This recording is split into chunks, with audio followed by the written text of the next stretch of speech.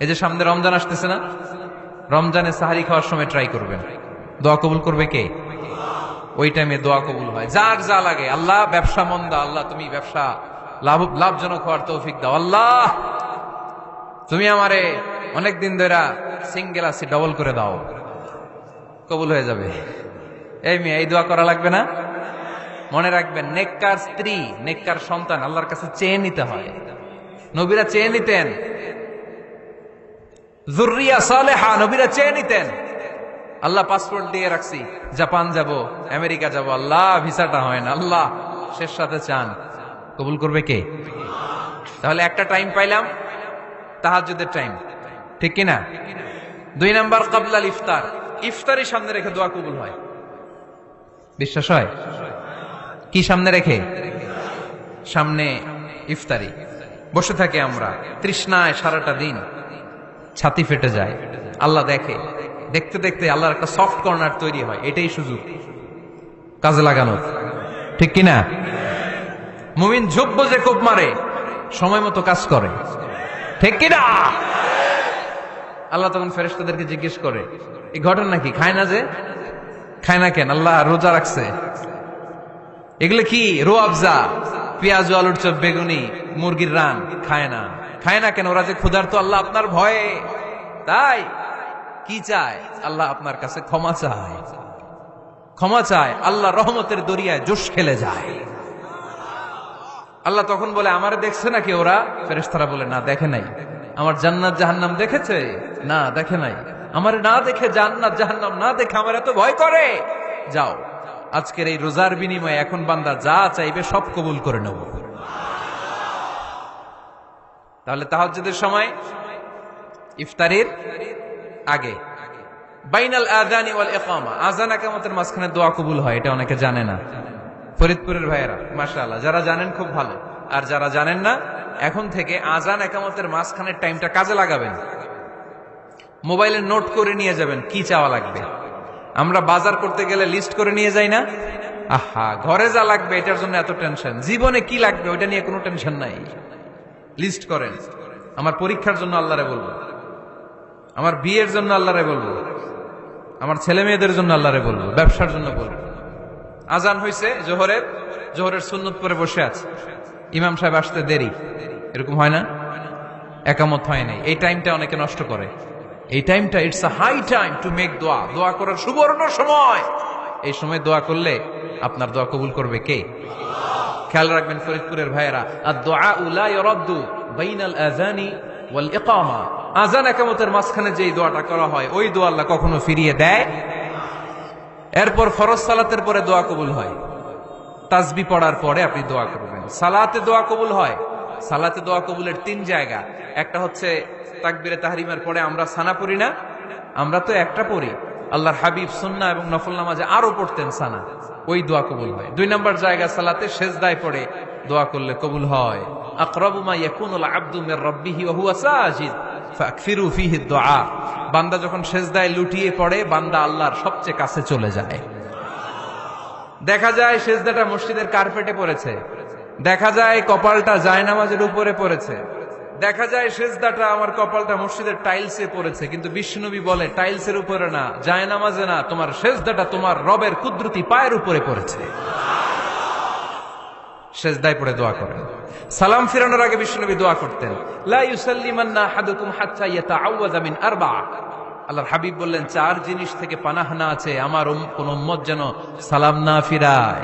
তারা যেন পড়ে, আল্লাহুম্মা ইন্নী আউযু বিকা মিন আযাবিল কবর, আউযু বিকা মিন আযাবি জাহান্নাম, আউযু বিকা মিন ফিতনাতিল মাহইয়া ওয়াল মামাত, আউযু বিকা মিন ফিতনাতিল মাসিহিদ দাজ্জাল। আল্লাহ কবরের আযাব থেকে বাঁচাও, আল্লাহ জাহান্নামের আগুন থেকে বাঁচাও, আল্লাহ জীবন মরণের ফিতনা থেকে বাঁচাও, আল্লাহ দাজ্জালের ফিতনা থেকে বাঁচাও। চিল্লায়ে পড়েন আমিন। সালাম ফিরানোর আগে এই দোয়াগুলো করবেন। এরপরে বৃষ্টির নিচে দাঁড়িয়ে দোয়া করলে দোয়া কবুল করে কে? করেন আপনারা? হ্যাঁ, বৃষ্টি পড়লে কি গান লাগায় দেন?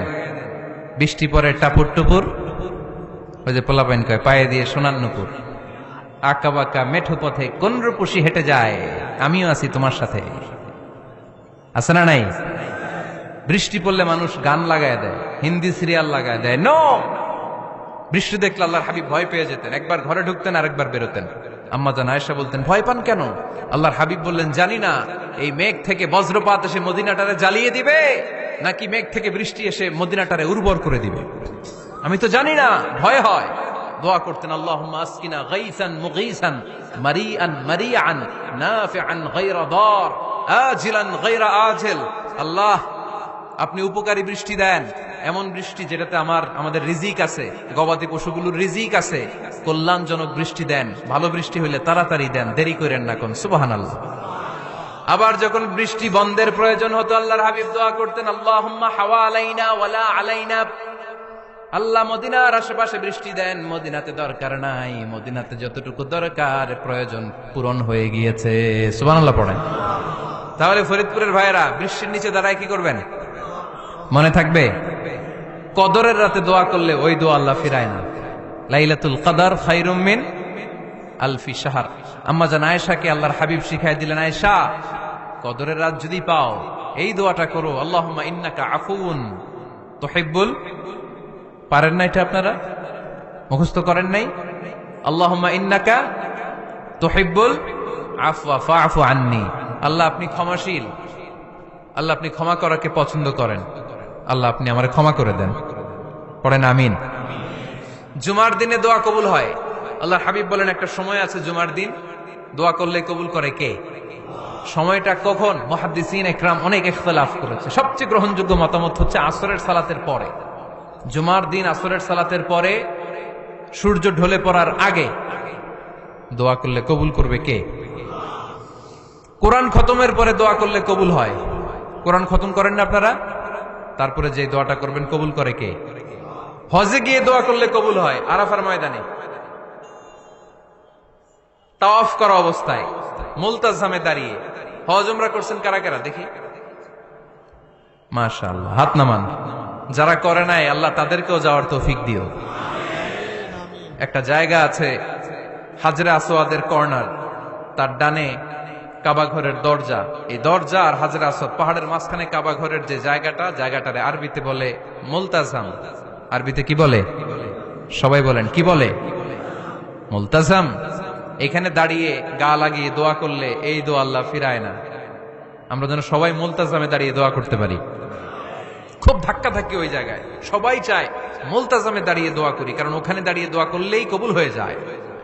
তো ধাক্কা ধাক্কির মধ্যে, অনেক ধাক্কা ধাক্কির মধ্যে এক হুজুর চান্স পাইছে। তো এই মাওলানা ছিল খুব চালাক, মাশাআল্লাহ। উনি অনেক ধাক্কা ধাক্কি করে কোন রকম মুলতাজামের মধ্যে যে গা লাগাইছে, লাগাই একটা দোয়া করছে। দোয়াটা হইতেছে, আল্লাহ জীবনে যত দোয়া করছিলাম আর যত দোয়া করব সব দোয়া তুমি কবুল করে নিও। এটা কইতে দেরি আরেক ধাক্কায় দূরে যেয়ে পড়ছে। কোনো সমস্যা নাই, যা চাওয়ার চাইলেছি। কত বড় চালাক দেখছেন? আল্লাহ বাড়ি দাও, গাড়ি দাও, নারী দাও, খ্যাতি দাও, এটা দাও, ওটা দাও। কয়টা চাবে? একটা চাইছে। আল্লাহ জীবনে যা চাইছি আর যা চামু সব কবুল করো। বিশ্বাসীরা বোকা হয় না, বিশ্বাসীরা ঝুঁক বোঝে কোপ মারে, সময় মতো কাজ করে। আওয়াজ করে বলতে হবে, ঠিক কিনা? তাহলে এই সময়গুলো দোয়া করলে কবুল করবে কে? মুসাফিরের দোয়া আল্লাহ ফিরায় না, সফর করলেই দোয়া। মাজলুমের দোয়া আল্লাহ ফিরায় না, কেউ জুলুম করলেই দোয়া। আম্মা আব্বার দোয়া নিলে এই দোয়া আল্লাহ ফিরায় না। আম্মা আব্বার কাছে দোয়া চান তো?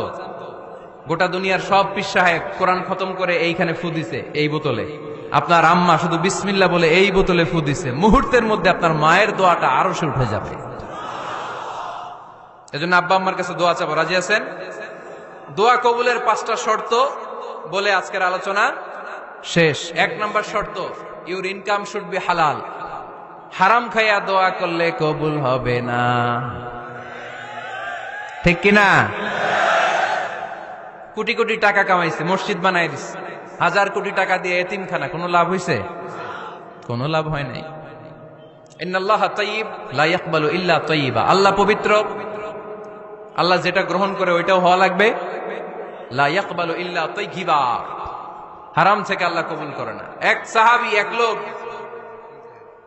লোক আল্লাহর হাবিবের জামানায় কাবা ঘরের চারদিকে কাঁদতে কাঁদতে, আওয়াজ করবেন না, কাঁদতে কাঁদতে, ঘামতে ঘামতে দোয়া করতে করতে শেষ।